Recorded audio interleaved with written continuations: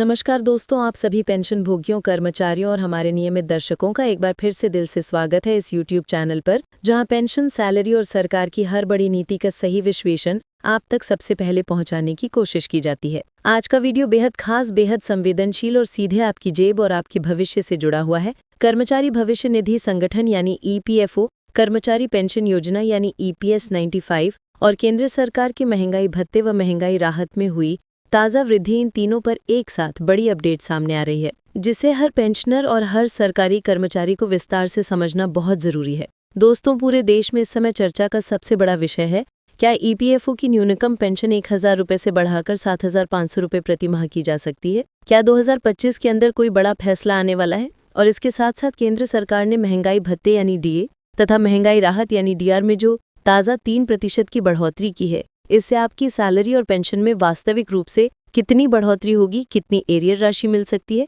और आपकी मासिक आय पर इसका क्या असर पड़ेगा? इसी पूरी कहानी को सभी ताज़ा संकेतों, रिपोर्टों और संभावित फैसलों के साथ आज इस पूरे वीडियो में एक एक बिंदु पर शांत, स्पष्ट और तथ्यों पर आधारित तरीके से समझाया जाएगा। इसलिए अनुरोध है कि वीडियो को शुरू से अंत तक ध्यान से देखिएगा, बीच में स्किप मत कीजिएगा ताकि कोई अहम पॉइंट मिस न हो जाए। और यदि आप पहली बार इस चैनल पर आए हैं तो चैनल को सब्सक्राइब जरूर कर लीजिए। साथ ही बगल में जो घंटी का आइकॉन दिया हुआ है उसे ऑल पर सेलेक्ट कर दीजिए ताकि पेंशन, सैलरी, DA, DR और EPS 95 से जुड़ी हर बड़ी, पक्की और सटीक खबर आपको बिना देरी सबसे पहले मिलती रहे। वीडियो अच्छा लगे तो लाइक और अपने पेंशनर साथियों, परिवार के सदस्यों और जानकारों के बीच ज़्यादा से ज़्यादा शेयर जरूर कीजिए ताकि सही जानकारी ज़्यादा लोगों तक पहुँच सके और अफवाहों की जगह तथ्यों की बात हो। दोस्तों, अब बिना समय गवाए सीधे बढ़ते हैं आज की सबसे बड़ी और सबसे चर्चित खबर की ओर।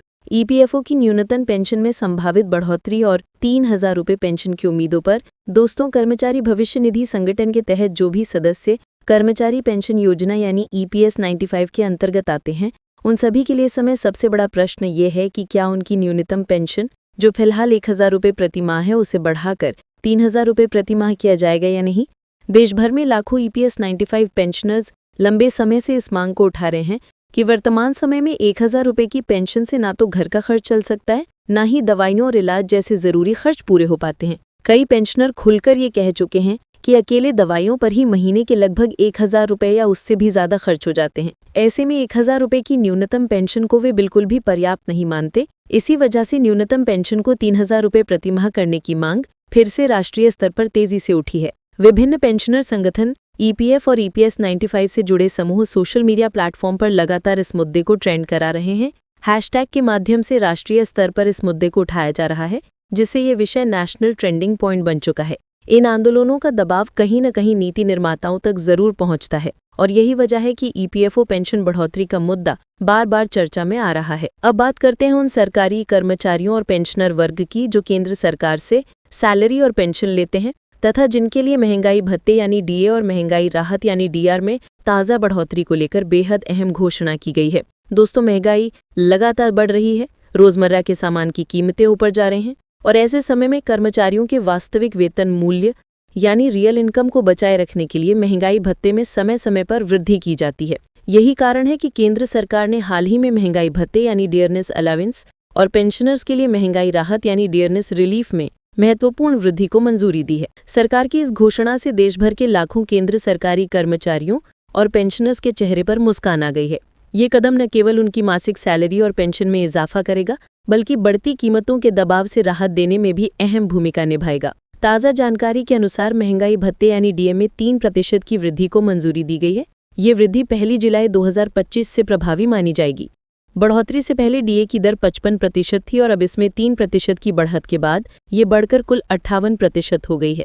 दोस्तों, ये बदलाव केवल कागजी आंकड़ा नहीं है, बल्कि इसके सीधे असर लाखों कर्मचारियों और पेंशनर्स की जेब पर पड़ेंगे। लगभग 49 लाख केंद्रीय सरकारी कर्मचारियों पर ये DA वृद्धि लागू होगी, जबकि पेंशनर्स के लिए महंगाई राहत यानी DR में भी समान 3% की बढ़ोतरी की गई है, जिससे उनकी पेंशन में भी अच्छा खासा इजाफा होगा। सरकार के अनुमान के अनुसार महंगाई भत्ता और महंगाई राहत दोनों में 3% की इस बढ़ोतरी से सरकार पर सालाना लगभग 4448 करोड़ रुपए का अतिरिक्त वित्तीय बोझ पड़ेगा। ये दर्शाता है कि सरकार ने बढ़ते जीवन यापन खर्च को ध्यान में रखते हुए कर्मचारियों और पेंशनर्स की सहायता के लिए एक बड़ा और ठोस निर्णय लिया है, जिसे आर्थिक रूप से काफी महत्वपूर्ण माना जा रहा है। दोस्तों, DA में वृद्धि के साथ साथ एक और महत्वपूर्ण बात है एरियर का भुगतान। क्योंकि डीए वृद्धि को 1 जुलाई 2025 से प्रभावी माना गया है। इसीलिए जिस तारीख को इसे लागू कर व्यवहारिक रूप से भुगतान शुरू किया जाएगा, उस बीच के सभी महीनों का अंतर यानी बकाया राशि भी कर्मचारियों और पेंशनर्स को देनी होगी।